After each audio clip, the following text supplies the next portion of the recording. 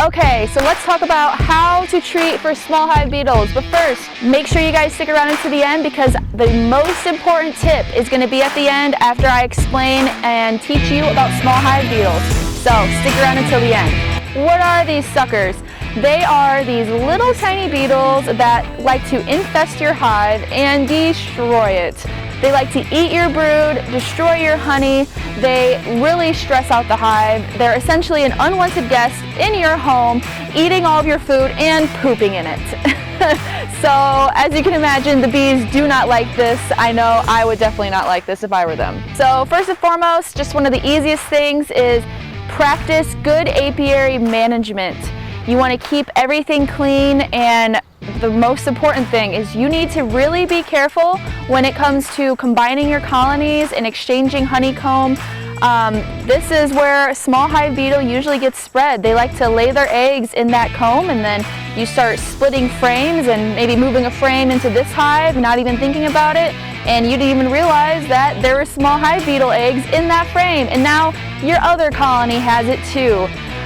You really want to be careful when doing this with weak colonies because they are not going to be able to fend off the small hive beetles that they have there.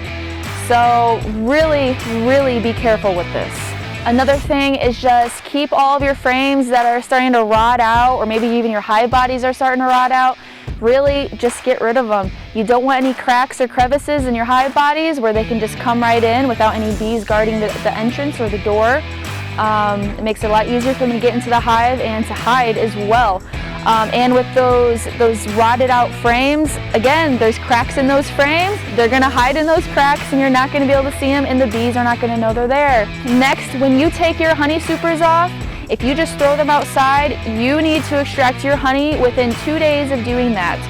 The beetles are attracted to that wax capping that's on top of your honey. That is their favorite food source. So when they smell that, they're just going to go crazy on that. They're going to lay eggs in it. So when you extract your honey out, there's going to be eggs in that comb, and you're going to be putting that back in your hive, bringing in small hive beetles. So let's talk about what you should do if your hive is infested with small hive beetles.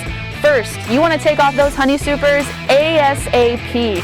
This will give the bees less area that they need to patrol and make sure that there's no pests or intruders in their hive. And also, I mean, you don't want them to destroy your honey, so take that honey off ASAP. Next, make sure your hives are in adequate sunlight. Small hive beetles do not like being warm. They like cool, shaded areas. So if you keep your hive in a place that is shaded, that is going to attract small hive beetles. That's their favorite place to be. So keep your hive somewhere that is primarily sunny most of the day with maybe just a little bit of afternoon shade. That would be the prime location. This will help keep your hive a little bit hotter. This will help keep out those small hive beetles. They're not going to want to be there because it'll be way too hot in that hive for them. Next, if you have an infestation, cover the ground around your hive. This will make it a lot more difficult for the small hive beetles to pupate. I think I said that right, I don't know. But this will make it so that's a lot harder for those hive beetles to get in the hive. Just something small that could potentially go a long way. Next, make some mechanical traps. There are so many different kinds of traps that they have online that you can put in your hive that will attract the beetles in and trap them in there, and then you can just take it out, clean them out, destroy them, burn them, do whatever you want with them. Just don't put them back on the ground because they'll go back up into the hive. But yeah, put some traps out. This will make a huge difference. Honestly, having traps out is something that you should always have in your hive. It just helps that if any small hive beetles do come in the hive, then you're just taking care of them right away. As soon as they walk in that door, they're going to that trap and they're going in there instead of in the hive. Small hive beetles like to congregate in the darker, less crowded areas of the hive, so the corners of the hive where there's not as many bees. The bees actually do harass the beetles, and so they'll go to the outer corners where the bees are not, so that they are able to reproduce and not be harassed by the bees. So this is a perfect place to put your traps and to put some bait out to lure them in. The next thing I've heard a lot of beekeepers use, I've never used this before, but a lot of them swear by it, is using essential oils to kill off small hive beetles. This is a more natural way of doing it.